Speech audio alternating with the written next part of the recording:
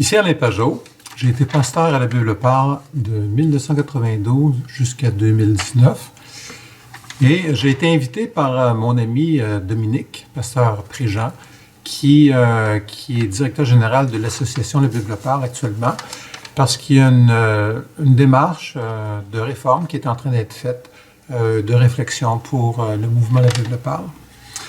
Alors, juste un petit mot d'humour. J'ai quitté La Bible-Parle en 2019 et puis depuis, j'ai fait de nombreux rêves sur l'Église, sur mon rapport à l'Église. Et fait cocasse, c'est que dans mes rêves, en tout cas ceux que je me souviens, je suis toujours encore à la Bible-Parle et mon Église actuelle est quelque chose de lointain dans ma mémoire, au sein de mes rêves. J'ai eu des temps où j'ai eu des discussions plus animées et de contexte ou d'inconfort avec pasteur Jeff. Puis dans les rêves les plus récents, j'ai souvent un bon temps de partage ouvert et de confiance avec Jeff. Alors je trouve ça sympathique à mentionner. Dans cet esprit de réflexion ouverte que l'association peut prendre, j'ai deux grands volets que je voudrais vous partager, à prendre le temps de considérer. Le premier, c'est qu'il faut être prêt à se poser des questions. On a eu l'impression, vous vous souvenez qu'on disait à l'époque de mon temps de conversion, on disait religion ou Jésus-Christ. Et puis évidemment, nous, on disait, nous ne sommes pas dans la religion, nous sommes en Jésus-Christ.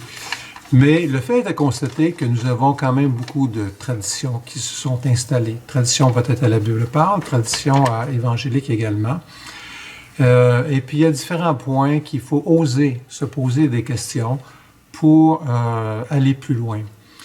Paul le fait de différentes façons. Il invite à réfléchir le renouvellement de l'intelligence. Mais souvent, on a des paradigmes, on a des biais cognitifs, on a des biais de tradition qui nous empêchent, qui nous enferment à l'intérieur. Comme si, dans le fond, tout le domaine de la foi était un bâtiment fermé dans lequel on est à l'intérieur. Et puis, bon, il faut avoir vécu parfois l'épreuve de la foi pour trouver des questions qui fait que les réponses qu'on avait ne nous satisfont pas. On a des crises, on a des difficultés, puis les réponses, les fonctionnements, les lectures qu'on avait ne nous conforment pas. Alors, on doit penser au-delà de l'épreuve de la foi, vers la maturation de la foi, et ça implique de se poser des questions avec ouverture. Donc, on se pose des questions sans autoprotection, avec du courage, avec de la bienveillance, sans peur. Mais par exemple, c'est quoi le rapport de notre vie? Est-ce que c'est Dieu qui le fait? Est-ce que c'est moi qui le fais? Quelle est la contribution de moi? Et quelle est la contribution de Dieu? Retrouver un équilibre. Pourquoi on se pose des questions? Bien souvent, c'est les insatisfactions qu'on voit. Est-ce qu'il y a parmi les nôtres, il y a des souffrances sans peur, sans espoir? Est-ce qu'il y a des relations brisées qui ont été laissées en arrière, puis négligées, puis en disant on ne peut pas rien faire? Est-ce qu'on a été attaché à une vision théologique, mais sans assurer la transformation, sans voir est-ce que la transformation se fait? Puis quand il y a des blocages, qu'est-ce qui peut être fait pour cette transformation-là? Est-ce que notre discours se traduit par des changements d'attitude? Alors, c'est toutes ces questions-là qu'on a avantage à se poser dans ces périodes-là. On peut être fier de ce qu'on a eu, mais il ne faut pas être orgueilleux en disant qu'il n'y avait que ça et on était absolument complet. On a avantage à se poser des questions. Quand on a un mouvement, il semble qu'il y ait une tendance à vouloir revenir vers les confessions du passé. J'ai un petit malaise avec ça. Comme si on remettait encore la théologie de vérité comme le seul élément, et je pense que c'est incomplet. On doit regarder plusieurs éléments. Donc, ça m'amène à regarder le deuxième point.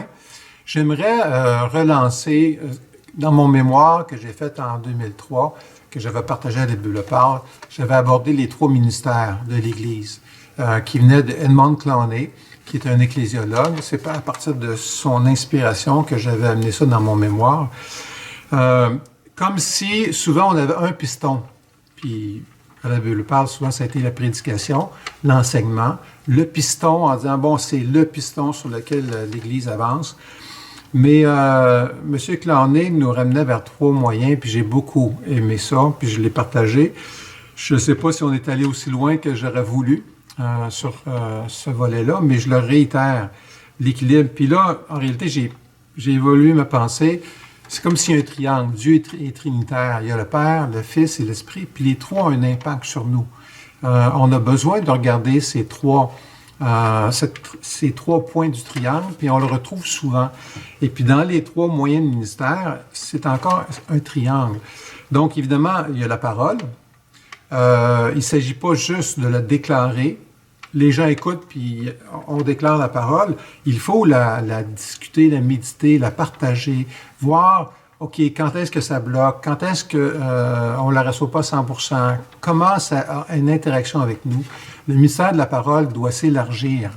On doit le combiner avec dans différentes transformations, puis apprendre à discerner. Discerner par la parole, discerner ce qui est de nos traditions, discerner de ce qui est nos biais de façon de faire pour que ça fasse un effet plus grand dans nos vies. Le deuxième moyen, c'est la miséricorde. C'est là, ça doit nous transformer. Ça doit faire que je suis plus aimant, plus libre, plus libéré de mes peurs, de mes hontes, de mes sentiments de culpabilité, de devenir plus fonctionnel, mais de le manifester. Le royaume se manifeste. Le royaume de Dieu se manifeste et on est appelé à le faire.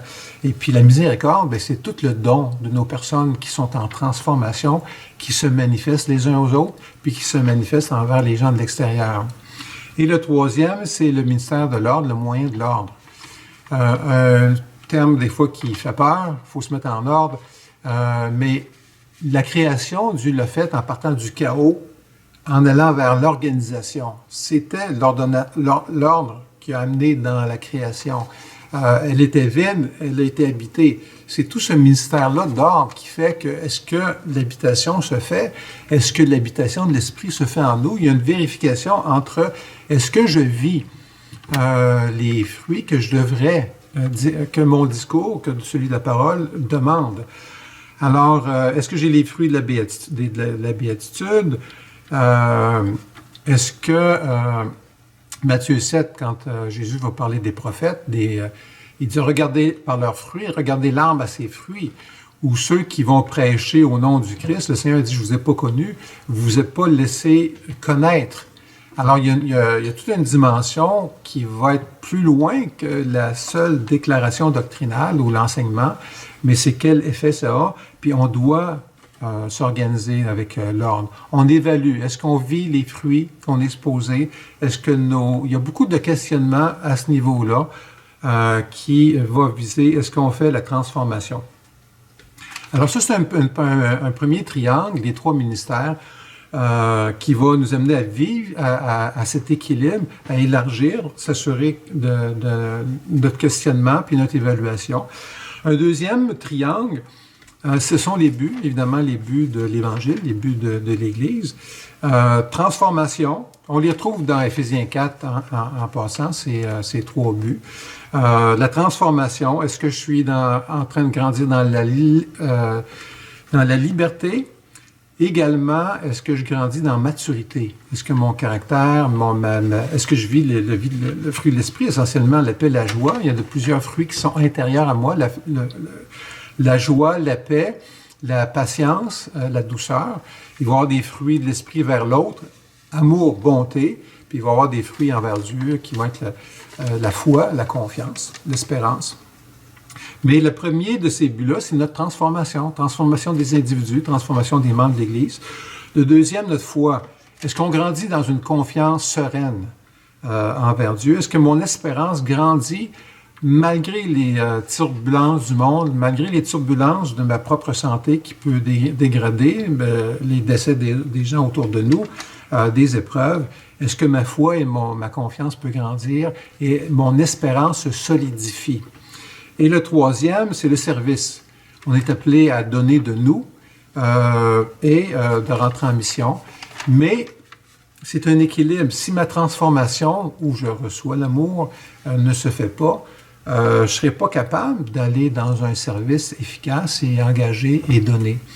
Donc, c'est un autre triangle des buts auxquels on aspire. Notre transformation intérieure vers la maturité et la liberté, notre foi qui est plus...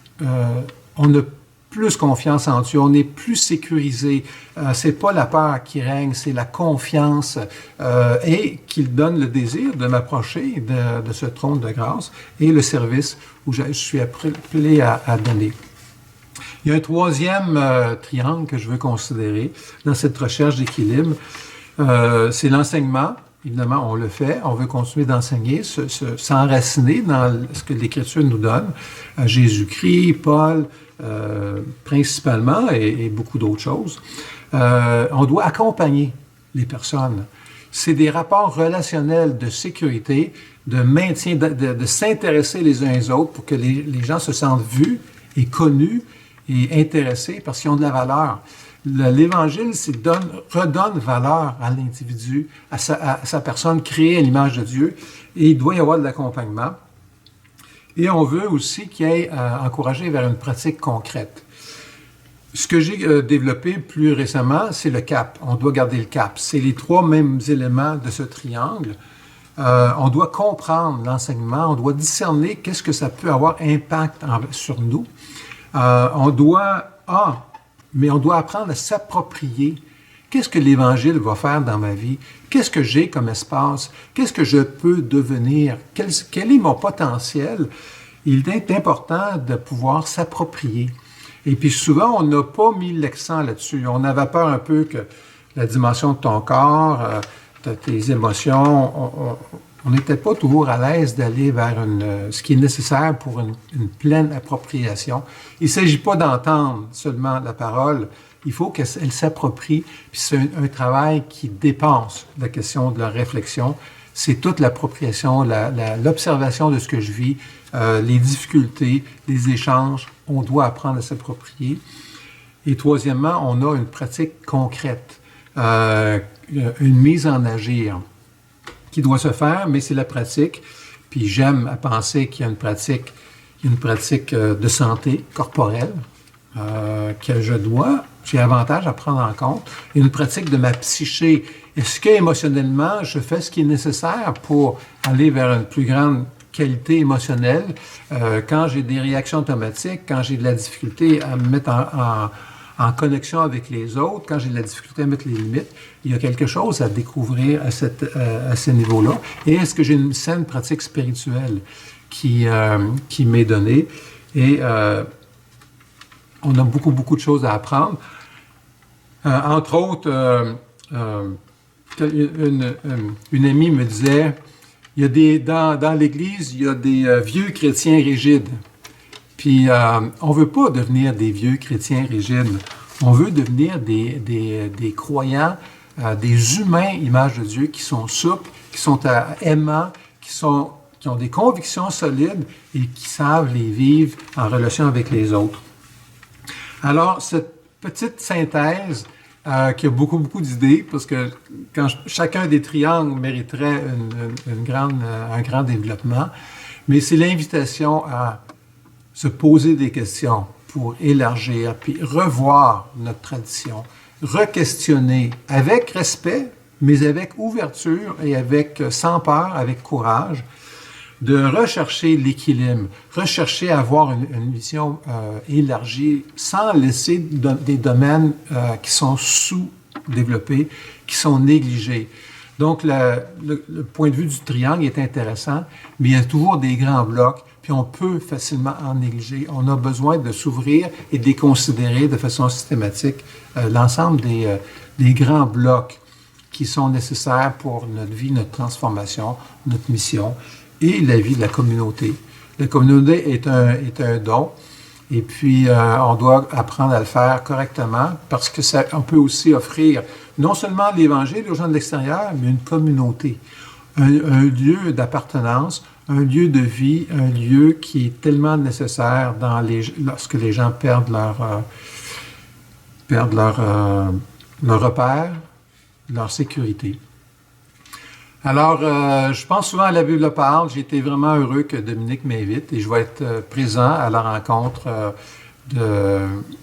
qui va être faite à l'ensemble des leaders de la Bible parle.